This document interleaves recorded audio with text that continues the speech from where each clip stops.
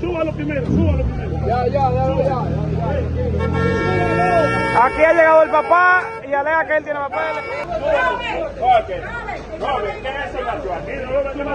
Súbalo, Poli, cabo. Súbalo. Ah, ya se está. Súbalo.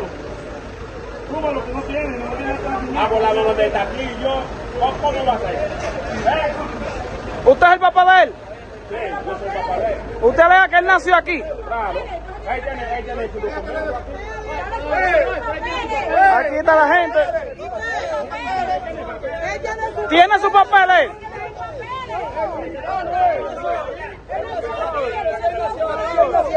Dígame.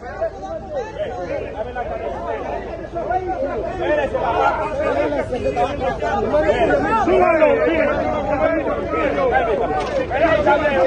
Sí, ahora cuéntame qué pasó. Aquí ha llegado el papá. Él no tiene familia para allá.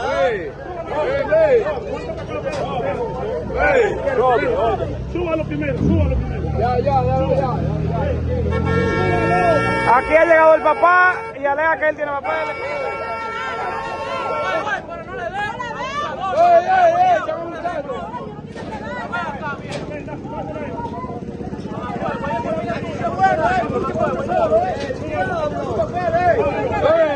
Así no abusen.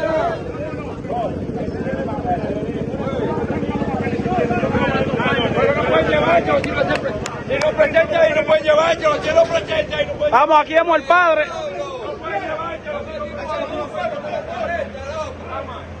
Bueno, aquí vemos la gente, toda la barriada de Palmarito que se opone. Hermano, La fortaleza, si me lo lleve para allá, ya tiene problema. él tiene, es su hijo, él tiene los documentos.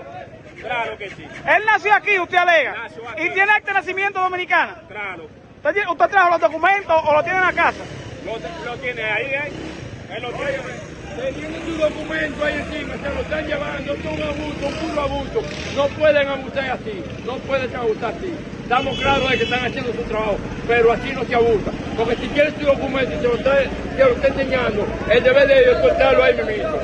Estamos de acuerdo con que ellos están haciendo su trabajo. Bien, pero así no. ahí está el control migratorio.